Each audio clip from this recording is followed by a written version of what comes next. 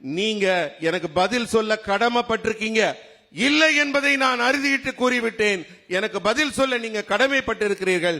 எதன் அடிப்படையில் இப்படி ஒரு பொய்யை சொல்கிறீர்கள் என்று நீங்கள் பதில் கூற வேண்டும். मित्रों, यूपीए की सरकार थी, 10 साल तक चली, 2004 से 14 तक, और उसने तमिलनाडु को डिवोल्यूशन और ग्रांटेड एड में 10 साल में 1,52,900 और 1 करोड़ रुपीस दिया. அதாவது 2004 இருந்து 14 வரைக்கும் நம்முடைய 10 ஆண்டு கால ஆட்சியில 14 இருந்து 24 வரைக்கும் இந்த 10 ஆண்டு கால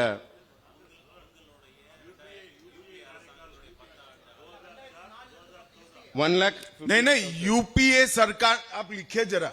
हाँ जी, यूपीए सरकार ने 10 साल में 1,52,901 करोड़ रुपीस तमिलनाडु को दिया. அதாவது 2004 இருந்து 14 வரைக்கும் நடைபெற்ற யூபிஏ கவர்மெண்ட் ஆட்சியில டெவல்யூஷன் கிராண்ட் இன் எய்ட், அதாவது இந்த திட்டங்களுக்காக வழங்கப்படும் மானிய தொகை உட்பட கொடுக்கப்பட்ட மொத்த தொகை 1,52,901 கோடி ரூபாய்.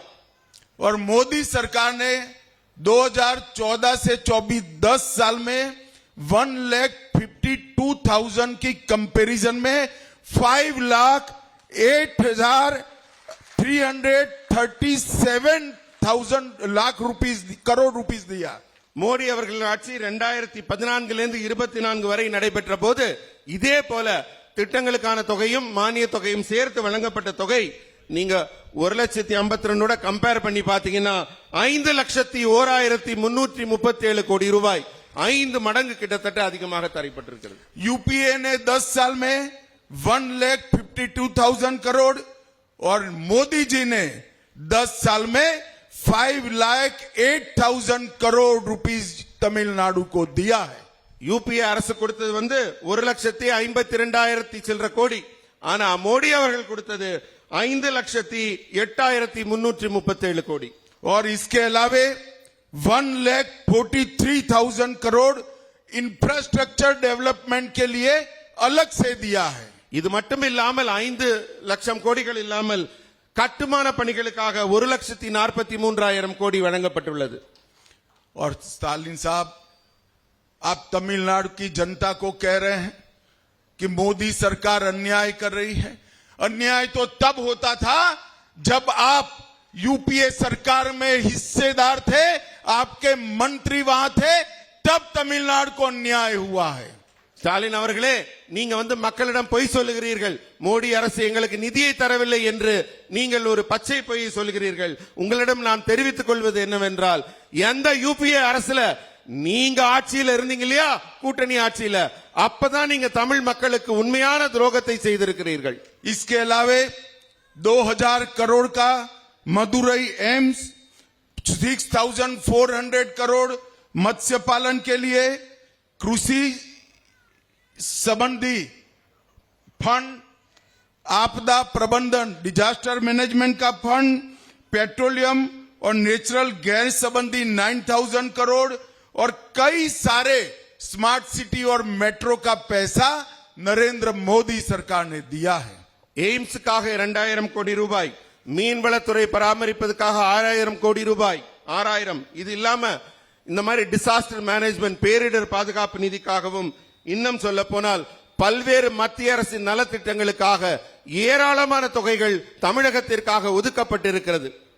मित्रों, आने वाले दिनों में तमिलनाडु के अंदर भ्रष्टाचार, कानून और व्यवस्था, महिलाओं की असुरक्षा और देश विरोधी गतिविधियां डीएमके सरकार में जो चल रही है, वो लेकर तमिलनाडु के घर घर में जाना है.